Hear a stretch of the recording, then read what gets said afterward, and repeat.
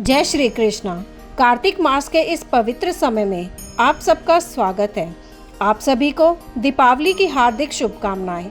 तो आइए ऐसे शुभ समय में आज की कथा का श्रवण करते हैं। आइए आज की कथा आरंभ करते हैं। कार्तिक महात्म्य 13वां अध्याय। कार्तिक कथा को सुनो सभी सहज मन लाए। 13वां अध्याय लिखूं श्री प्रभु शरण में आए। दोनों ओर से गदाओं, बाणों और शूलों का आदि का तीक्ष्ण प्रहार हुआ। दैत्यों के तीक्ष्ण प्रहारों से व्याकुल देवता इधर उधर भागने लगे। तब देवताओं को इस प्रकार भयभीत हुआ देख गरुड़ पर चढ़े भगवान युद्ध में आगे बढ़े और उन्होंने अपना सारंग नामक धनुष उठाकर बड़े जोर का टंकार किया। त्रिलोकी शाब्दित हो गई। पल मात्र में भगवान ने हजारों दैत्यों के सिरों को काट गिराया। फिर तो विष्णु और जलंधर का महासंग्राम हुआ। बाणों से आकाश भर गया। लोग आश्चर्य करने लगे। भगवान विष्णु ने बाणों के वेग से उस दैत्य की ध्वजा, छत्र और धनुष बाण काट डाले। इससे व्यथित हो उसने अपनी गदा उठाकर गरुड़ के मस्तक पर दे मारी। साथ ही क्रोध से उस दैत्य ने विष्णु जी की छाती में भी एक तीक्ष्ण बाण मारा। इसके उत्तर में विष्णु जी ने उसकी गदा काट दी और अपने शारंग धनुष पर बाण चढ़ाकर उसको बींधना आरंभ किया।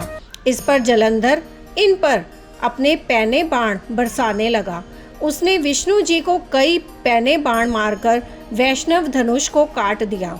धनुष कट जाने पर भगवान ने गदा ग्रहण कर ली और शीघ्र ही जलंधर को खींचकर मारी। परंतु उस अग्रिवत अमोघ गदा की मार से भी वह दैत्य कुछ भी चलायमान ना हुआ। उसने एक अग्रिमुख त्रिशूल उठाकर विष्णु पर छोड़ दिया। विष्णु जी ने शिव के चरणों का स्मरण कर नंदन नामक त्रिशूल से उसके त्रिशूल को छेद दिया। जलंधर ने झपट कर विष्णु जी की छाती पर एक जोर का मुष्टिक मारा। कितनी ही देर तक भगवान उसके साथ युद्ध करते रहे।